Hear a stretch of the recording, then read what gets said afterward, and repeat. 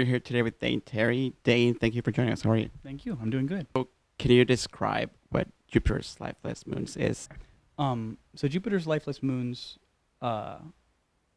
it's a story that I'm telling the audience about this kind of weird zoo working stint I had in Cleveland last winter.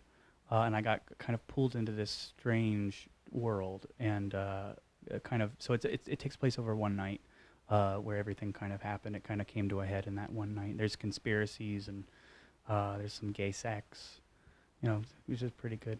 And it's all kind of told in the language of movies. Like, it's a story that I'm telling, but the pacing and the heartbeat is that of a movie. You started writing theater pieces because you wanted to create worlds for the songs that you wrote.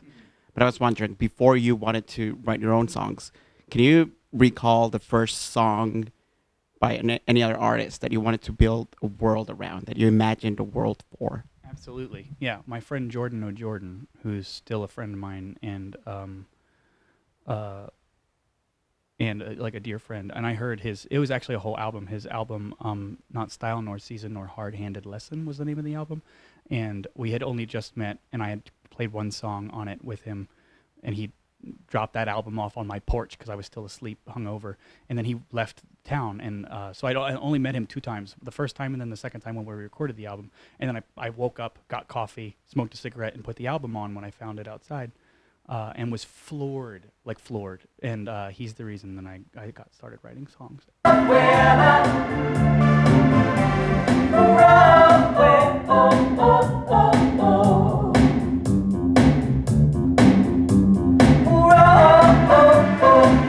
I read that you were a huge sci-fi fan growing up. So what were some of your favorite TV shows and movies? Like, are you a Star Wars or Star Trek person, or do you love everything?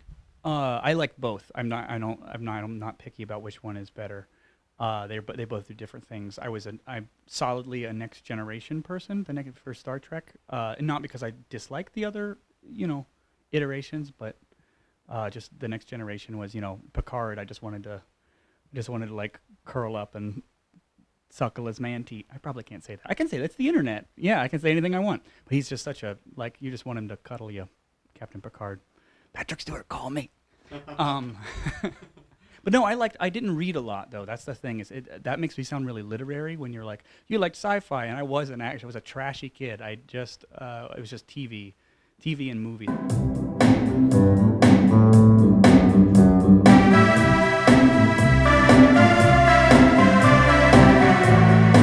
So even if you have become like a, very much a New York artist, most of your art is inspired by Ohio. And I wondered if, putting your hometown and your home state into art makes you feel like you're home in any way. Well, I definitely don't feel like, I don't think I use it as like a comforting mechanism, if that's what you're asking. I think that it's more that it just comes out because it's who I am. And I was actually adamant about this, that my first show, Bird in the House, which premiered at La Mama in 2015, my first show, that was about my childhood, and that kind of all the songs flowed through me in a way. I was like, I had to get them out. And I just turned 30. That's what happens. You turn 30 and you're like, blah, blah, blah, your childhood. But this show, I was like, I'm not setting it in Ohio. Absolutely not. No, sir. But then something happened and it ended up, but I'm in a different city this time. So there you go. What art by other artists makes you feel like home? TV sitcoms. Absolutely. Like if I were to watch Roseanne right now, that's a sitcom I grew up watching with my family. So which is coming back, by the way. I just found out. It's weird. That's like surreal to me. But yeah, I like that. That honestly makes me feel great. Golden Girls. I like TV sitcoms a lot. I grew up watching a lot of TV. So all those formats, just make me feel it's like settling into a chair. I know that's the trashy answer, but like I said, I'm trashy. Dream boy, you're my only dream boy. Dream boy, you're my only dream boy. Bird in the House had songs that eventually ended up in the Color Movies album. So when you go and listen to the album, for instance, where you think about the album, you can't go back and change the album. However, you could change the songs probably every night when you were doing Bird of the House. So is that experience surreal in a way? You know, like seeing like, hey, I created something, and here's a medium where I can change it, and here's another medium where it's like set in stone forever. Yeah, I'm the son of a painter. My father's a painter, and he's quite a good painter. But I like making a thing, you know? Because the thing about painting is, and I paint, but just as a hobby. But like, if you make a painting, you make a thing. And the thing about an album is that it's a thing. It's really satisfying when you record a song and you have a definitive recording of that song. But then you go and, like a dummy, you put them in a musical theater piece where they do change. And in fact, they have to change to make sense for context. You know, like you got to do certain things. You have to change certain lyrical lines. So that bugs me, honestly. Like, it bugs me when I finish a song and then I have to completely take it apart to make it work in another. I'm like, why don't I just write another song? But this song is perfect. And it's just because I'm such a kind of, I hate to admit this, but naturally I'm a control freak and I like things in their lines. So you're going to be working on an audio drama for Night Vale Presents.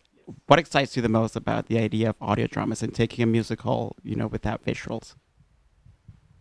I mean, I think that it's a chance to record, like to make a thing. Again, it's like making the thing of telling a story.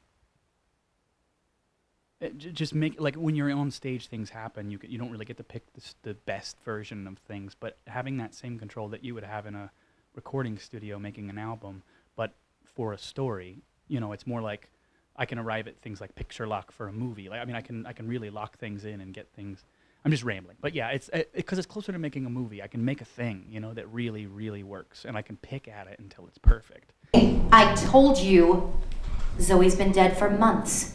Give me your keys, and I'll show you. Jennifer grabbed the keys from me, and she walked up to the door, and she started trying them, and the third one worked. Why is it important to be doing art in 2018 as a queer artist? I think I have such a drive to do art just personally. It's kind of always been what I do. That, like, taking a minute and thinking, like, why is it important? Like, from an outside angle that I do art is kind of a different question for me because I've always just had no other choice.